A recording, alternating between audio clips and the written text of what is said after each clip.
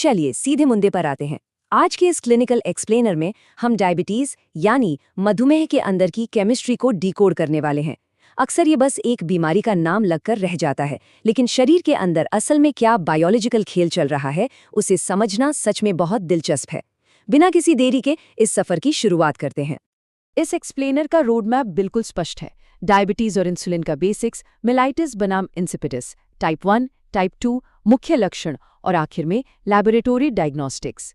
भाग 1, मधुमेह और इंसुलिन। यहाँ एक मेडिकल टर्म है जो बार बार सामने आती है, हाइपरग्लाइसीमिया। अगर इसे सिंपल भाषा में कहें तो ये एक ऐसी कंडीशन है जहाँ खून में ग्लूकोज का लेवल बहुत ज़्यादा बढ़ जाता है। मेडिकल एग्जाम्स के लिए ये एक बहुत ज़रूरी टर्म है और सच कहें तो डायबिटीज़ की सारी समस्या की जड़ यही है।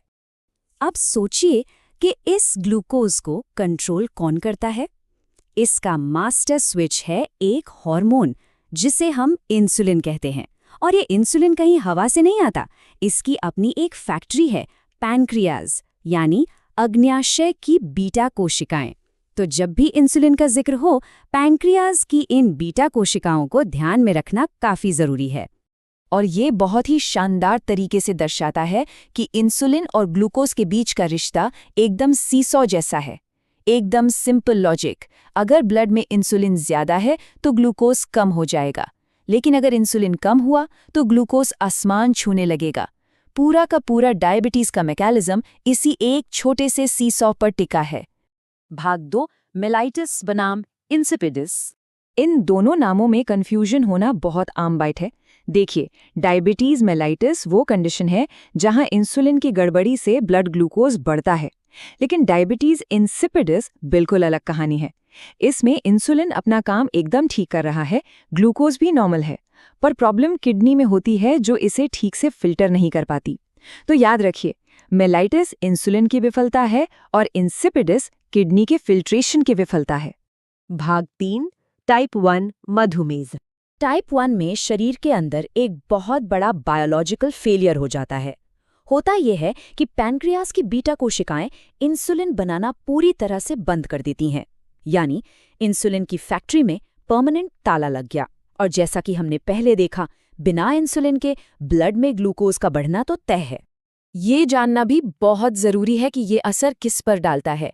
टाइप 1 ज्यादातर बच्चों और यंग अडल्ट्स में देखा जाता है और इसकी वजह होती है जेनेटिक्स, यानी ये प्रॉब्लम एक जनरेशन से दूसरी जनरेशन में जीन्स के जरिए ट्रांसफर होती है। इसके बाद शरीर में एक खतरनाक डोमिनो इफेक्ट शुरू होता है। चलिए इसे समझते हैं। इंसुलिन रुका, मतलब सेल्स अब ग्लूकोज का इस्तेमाल नहीं कर सकती, पर शरीर को एनर्जी तो चाहिए ना, तो शरीर फैट्स और प्रोटीन्स को तोड़ना शुरू कर देता है। जब फैट टूटता है तो कीटोन्स बनते हैं जो यूरिन के रास्ते बाहर आते हैं। इस एसिड के बनने और सेल्स के भूखे रहने की इस गंभीर स्थिति को ही मेडिकल भाषा में कीटो एसिडोसिस कहते हैं। भाग 4, टाइप 2 मधुमेह। चलिए टाइप 2 की तरफ बढ़ते हैं। यहाँ कहानी थोड़ी अलग है। यहाँ इंसुलिन प्रॉपर्ली बन रहा है, फैक्ट्री ठीक चल रही है, लेकिन समस्या ये है कि शरीर की कोशिकाओं इस इंसुलिन को एक्सेप्ट करने से मना कर देती हैं। एक तरह से सेल्स के दरवाजे ब्लॉक हो जाते हैं, जिसे इंसुलिन रेजिस्टेंस कहते हैं। नतीजा, इंसुलिन बाहर ही रह जाता है और ग्लूकोज ब्लड में फंस कर रह जाता है। पर ऐसा होता क्यों है?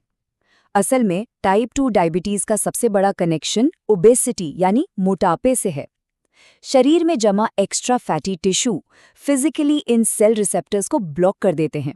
सोचिए कि इंसुलिन सेल्स के अंदर जाना चाहता है, पर उस एक्स्ट्रा फैट ने एक दीवार खड़ी कर दी है। भाग 5, मधुमेह के मुख्य लक्षण। जब शरीर में ये सब चल रहा हो तो फिजिकल सिम्टम्स भी सामने आएंगे ही।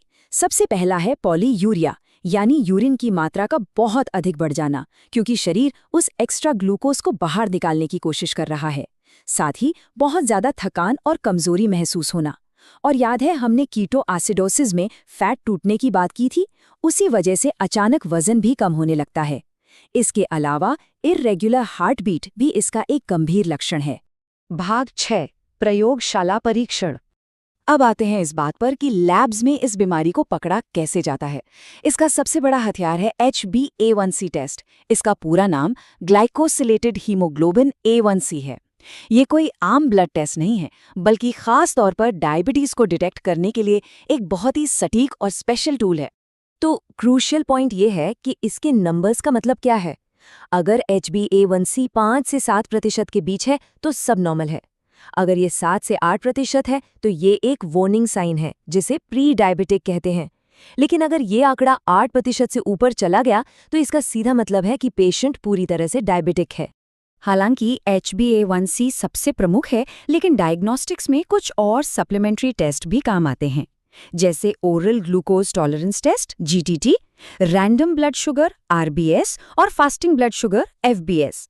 ये सब मिलकर डॉक्टर्स को ब्लड ग्लूकोज की पूरी पिक्चर देते हैं। इस पूरे एक्सप्लेनर के बाद एक सवाल दिमाग में जरूर आता है, जब सिर्फ एक अकेला हार्मोन इतने बड़े सिस्टम को चला रहा है, तो हमारा ह्यूमन बॉडी एक छोटे से केमिकल इम्बैलेंस के आगे कितना बेबस हो सकता है। सच में हमारे शरीर का ये बैलेंस बहुत ही नाजुक और कॉम्प्लिकेटेड है।